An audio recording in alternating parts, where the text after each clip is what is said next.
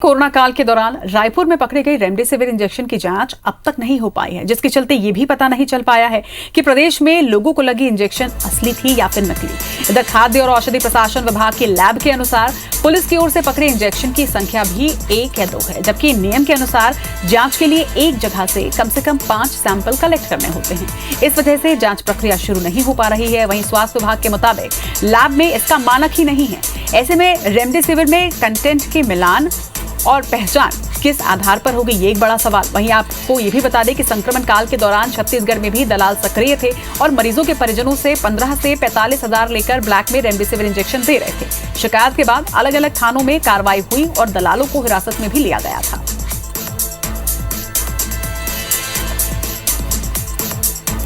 इस खबर पर ज्यादा जानकारी के साथ हमारे सहयोगी विनय वर्मा हमारे साथ जुड़ रहे हैं। विनय, रेमडेसिविर की कालाबाजारी के वक्त में उसकी जांच के लिए कुछ सैंपल्स लिए गए थे, हालांकि अब तक वो जांच हो नहीं पाई है। क्यों नहीं हुई, क्या वजह उसके सामने आ रही है?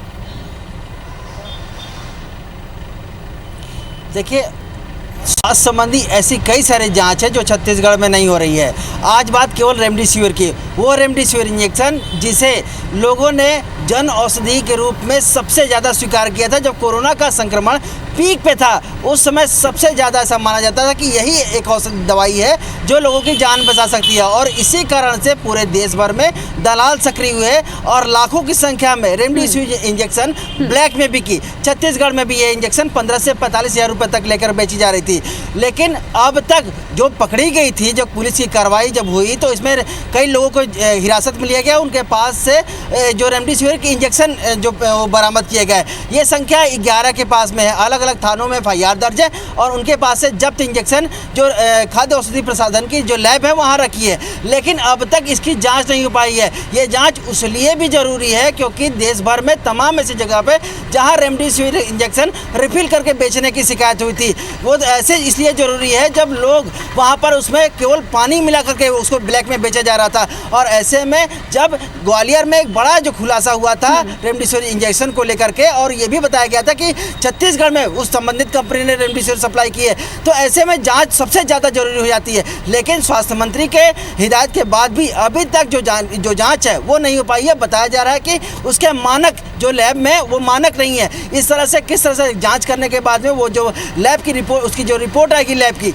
वो किस तरह से मिलान करेगी और ये पता चलेगा कि लैब जो रेमडेसिविर इंजेक्शन है वो सही है या गलत है, वो असली है या नकली है। और इसके साथ साथ में वो उसके जो डाई है वो भी नहीं है। तो ऐसे में कैसे पता चलेगा कि ये रेमडेसिविर इंजेक्शन जो असली है या नकली है? एक बात और कही जा रही है कि जो सैंपल नियमानुसार कलेक्ट करने होते हैं तो उसमें से 5 सैंपल एक जगह से कलेक्ट होने चाहिए, लेकिन जो पकड़े गए लोग में से उनके पास में 2 या 3 इंजेक्शन ही है। तो ऐसे में जांच किस तरह से हो पाएगी? लेकिन एक बड़ा सवाल ये भी है कि सरकार ने CGMSC के माध्यम से 2 लाख से ज़्यादा जो रेमडेसिविर इंजेक्शन है वो राज्य में मंगाई है। इसके अलावा जो दुकानों पे भी बड़ी संख्या में, हजारों की संख्या में इंजेक्शन बिके, तो ऐसे में उनकी जांच कैसे हो पाएगी? क्या सरकार की जिम्मेदारी नहीं बनती कि जो दूसरी कंपनियों ने जब छत्तीसगढ़ में सप्लाई किया, वो चाहे सरकार के माध्यम से हो या दवा दुकानों के माध्यम से हो, तो उसकी जांच की जाए। जबकि पूरे देश भर में जो रेमडेसिविर की जो नकली वाड़ा की और जो फर्जी वाड़ा की जो शिकायत है वो पूरे दर्ज है, उसका खुलासा भी होगा।